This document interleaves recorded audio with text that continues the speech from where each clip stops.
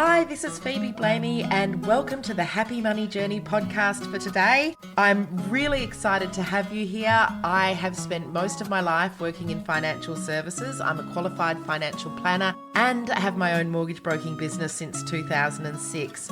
I know that as a busy woman, it's really hard to get your life into some sort of shape. And so I'm here to help you on your own happy money journey.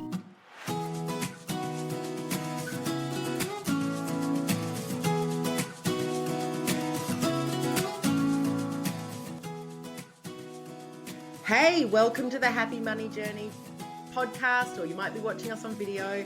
I'm Phoebe Blamey, and it is an absolute pleasure to be here and be spending some time with you today. Today, I'm interviewing Jules Brooke. We've done this over 2 parts just to keep about 20 minutes, just to keep it consistent for you. So have a listen. The first part is all about how Jules created connection during COVID and started the sTheBoss group, which is a brilliant group and a brilliant source of inspiration for me and so many other women our age who have started their own business, are female founders, or even just have a side hustle and need other business women to connect with and learn from.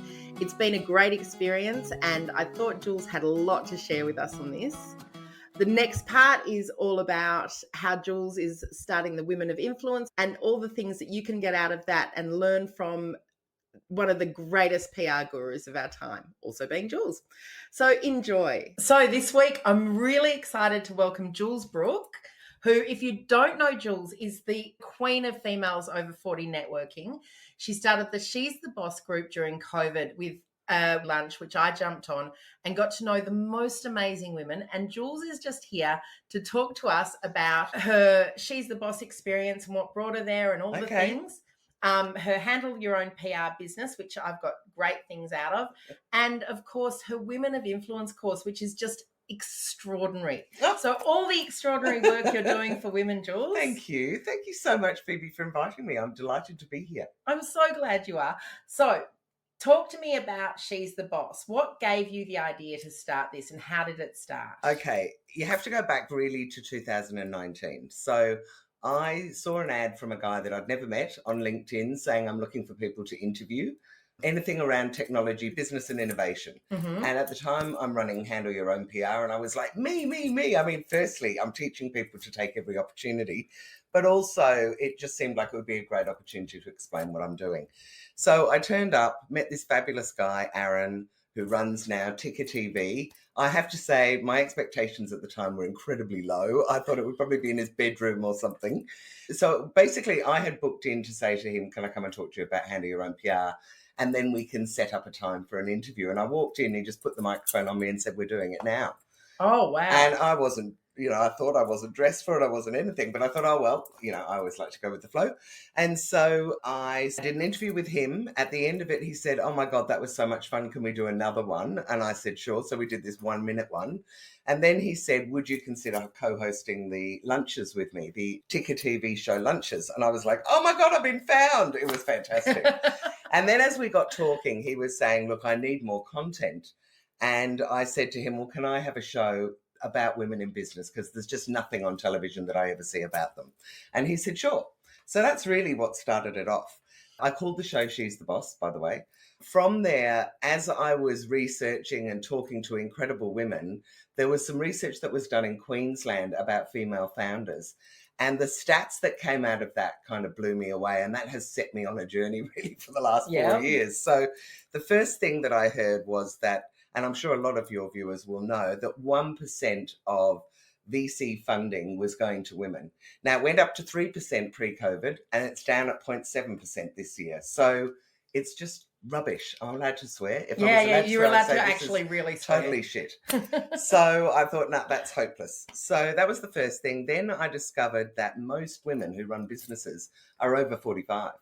And yet I feel like all you ever see is groups for business mums, which I was a big part of when I had little kids, and for startups, which all the language and everything assumes that you're 25. So I thought, I could do something with this. So that was the beginning of it. Then we went into lockdown. And as you said, I started doing online lunches but for women in business because I just thought we all needed to be connected. A lot of women were going, my career's over. What am I going to do? You know, a lot of people had businesses that were very reliant on bricks and mortar. So I thought, well, I'll start these casual online lunches. At the end of the first one, we all had such a good time. I said to them, well, I'll do another one next month. And they went, we can't wait. So I said, okay, well, we'll do it weekly and we'll see how that goes. And I did it for 2 years weekly and now still do it fortnightly. So that was the start of She's the Boss. So from there, I started the podcast. Yes. So he was saying to me, look, I don't know really that our viewers are that interested in old women talking about business. And I said, I think there's a huge market for it. So he said, well, if you love interviewing them so much, why don't you start a podcast? And my partner at the time, Dave, is an audiobook producer. So he said, I'll produce them. And I went, great. And I think we both thought that we'd do 12. And now I've done 250. So at about 50, he opted out of doing all the production. And my son, Jake, who's amazing, offered to do it. And then about a couple of months later, the TV show ended. And I remember I'd started a Facebook group called She's the Boss. And I went into the group and I said to everyone, listen, I'm not going to be able to do the TV show anymore. And they went, no, you've got to do it. And this is the universe for you. So what happened next was that a wonderful woman called Sam Elam, who runs Media Maneuvers, which is a big media training company, rings me on the same day to say, I've just dismantled a whole TV studio's worth of equipment. Would you like it? And my son said, I know how to use all that equipment. I can produce your TV show. So we decided we'd keep going. And during the lockdown, I did 48 interviews with incredible women from Australia. I had one woman in Reykjavik. I had another woman in Turks and Caicos, a few women in New York, LA, Sydney, Melbourne, Brisbane, etc., etc. And I just realized that I loved it. And I guess from there, I realized that what I was really passionate about was supporting women over 40 in business. I also wanted to encourage them to become more visible because another of the interviews I did was with a wonderful woman, Lady Clegg, who was married to the ex-Deputy Prime Minister of England. Right. I didn't know any of this at the time. And she had done a whole lot of research that said girls 11 to 16 cannot see role models of women doing the sorts of things that they would like to do when they're older.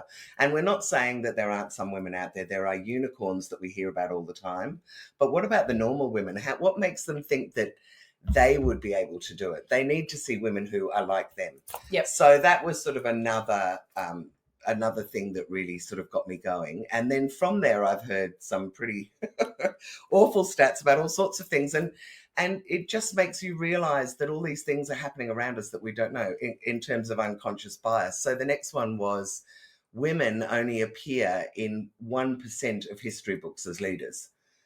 And I just thought, wow, never questioned that, never even thought anything of it. But they're right. You only hear you've heard a few, Marie Curie and you know, Joan of Arc and a few people like that. But again, where are the inspirations for the younger women and younger girls? So that's really what's kind of taken me on I've this come path. across that before as well. The woman that wrote Invisible Women, whose name I will come back to, I will put in the show Miriam notes. Gonzalez Duarte. All right. I'll put in the show notes, but she actually led a campaign to get statues of female leaders in Britain. Brilliant. Like this amazing campaign. And I heard her interviewed on Julia Gillard's podcast, which is excellent if you haven't listened to it. But yeah, it's a really interesting thing that if we can't see it, it's really hard to be it. Yeah. And that was the whole idea of the affirmative action movement as well, like back when we were probably at school still. But that was the whole premise of affirmative action, was to get us into positions so that we could be seen, so that then we could have a following. Because if you see that someone else has done it, you know that it's achievable. Yeah. Whereas if you're trying to forge pathways, like a lot of women in STEM are still trying to do, women in technology, women in science, they're such a small minority. I think the numbers are like under 30%, it's 25% or something, that it's really, really hard for them to get ahead and for young girls to go, I want to be in that industry, because they're not seeing enough women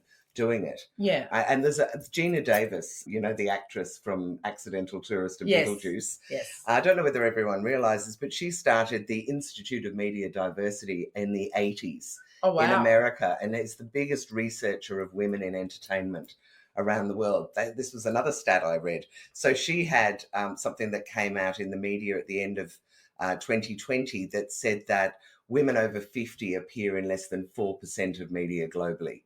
Now, I think that's probably across entertainment, and I would also say that's probably changing a little bit. But the percentages, I mean, it might have gone from 4 to 10, but otherwise they're all grandmothers. They're not, gung-ho businesswomen, and that's, I guess, what we want to see as well. I really want to see a lot more of that. Yeah. So talk to me about venture capital funding and why you think those stats have moved from 1% to 3% to less than 1% at 0.7. Look, I don't really know. Look, there's another stat I heard from the wonderful Irene Zhang, who runs Lift Women. And Irene has done a whole lot of research into entrepreneurial women. Yep. And 68% of investors say they prefer to hear from a male voice, which of course might be okay for me. But for most women, that's not really going to work. That's funny because that came up in my... it's a horrible stat, yeah, it's a horrible stat. It came up in my... I've just finished my MBA, as you know. Yes, congratulations. High distinction. High distinction. And it came up in my MBA as well. It's actually not necessarily a male voice. It's a male way of doing things. Which is very left brain, very logical, very numbers driven, yes, not story driven, which I think is what SheEO, which is now called Correlus, have done, is changed that model on its head and got women to tell the stories of what they're trying to do and achieve.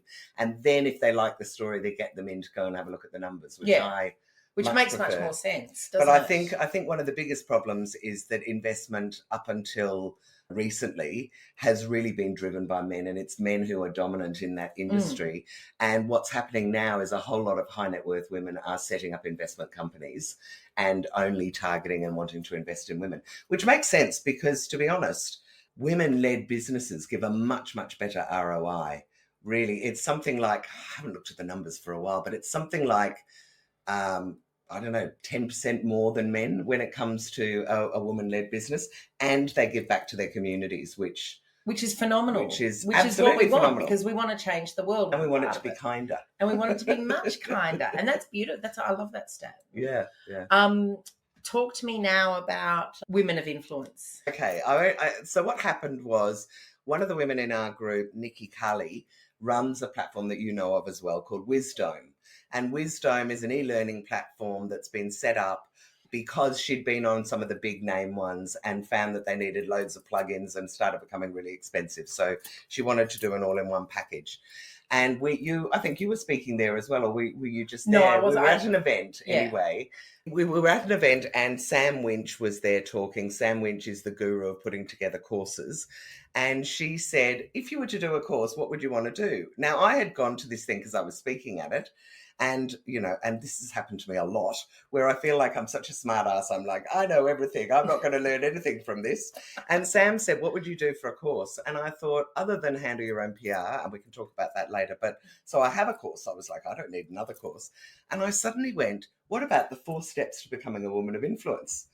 And all the women in the group, and there were, I don't know, maybe 15 or 20 there, said, oh my God, we love it. And I thought, I'm onto something. So I created the course.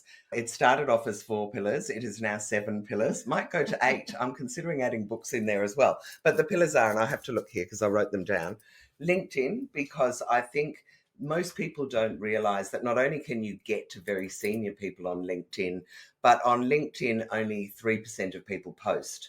And there's 1 billion people on there. So if you post and you post regularly, you'll really get cut through quite fast. And I've managed to organically grow mine from 1,500 to 9,500 followers in 3 years from just posting. So that's one thing that I think really positions you as a leader.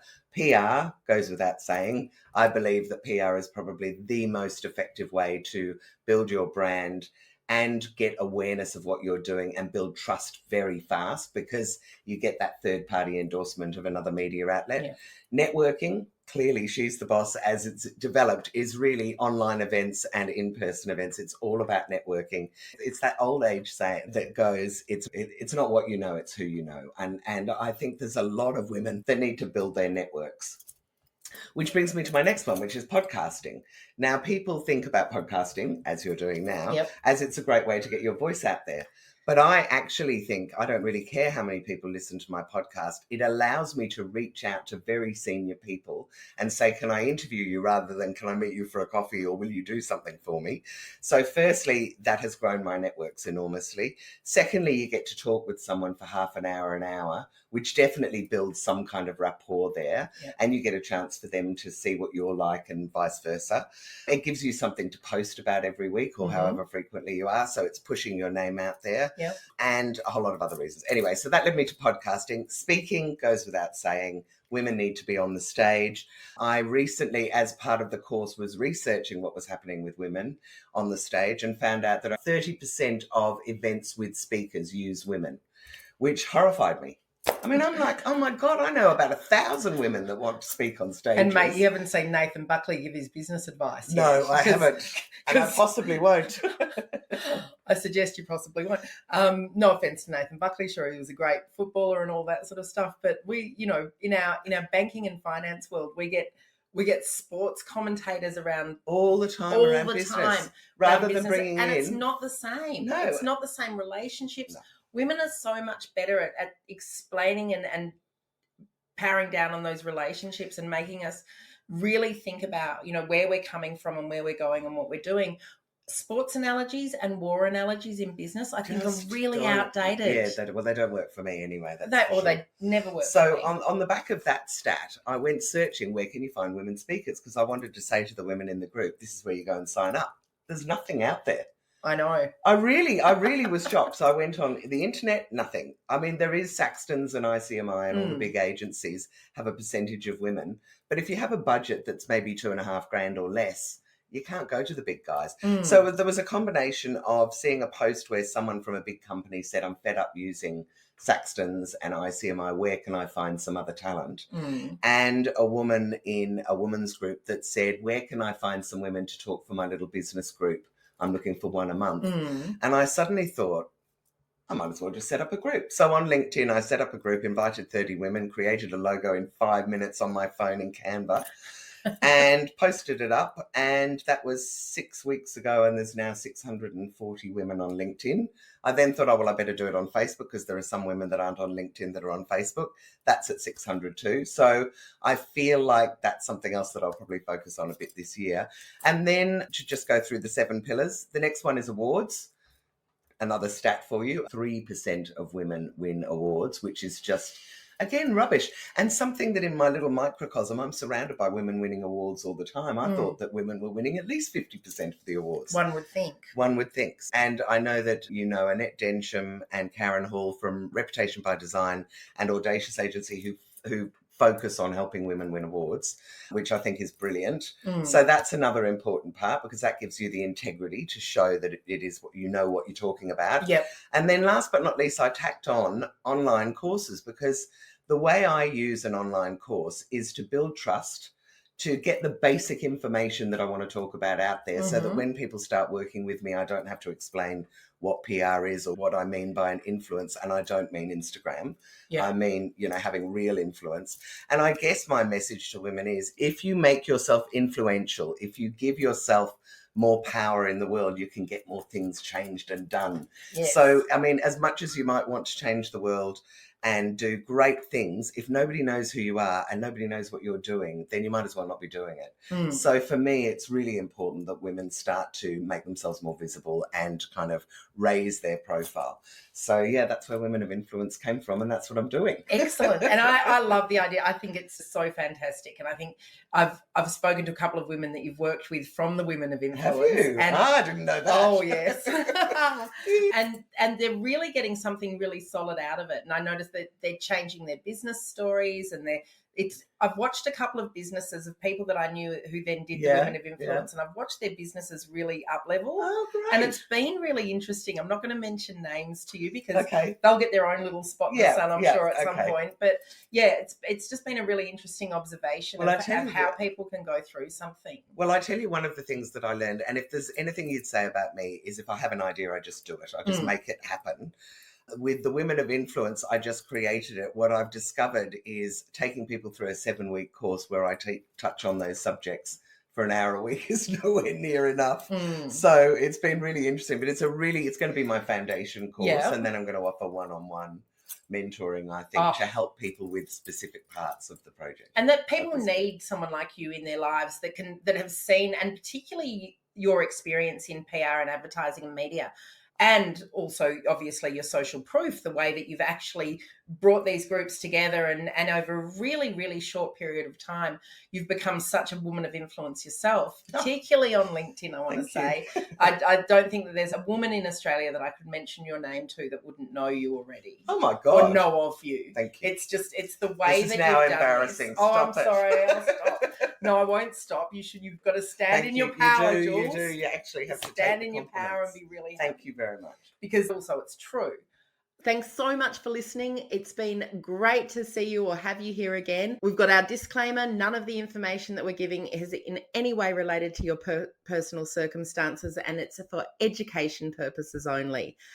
Can't wait to see you in part 2 of our interview with Jules Brooke. So hang on for the next part of this amazing woman and her amazing story. Disclaimer. Just a reminder that the advice that's contained in this podcast is general in nature. It doesn't take into account your individual needs and circumstances, and we recommend considering the appropriateness of any advice to your individual circumstances and needs. We always recommend seeking the advice of an expert before making any financial decisions.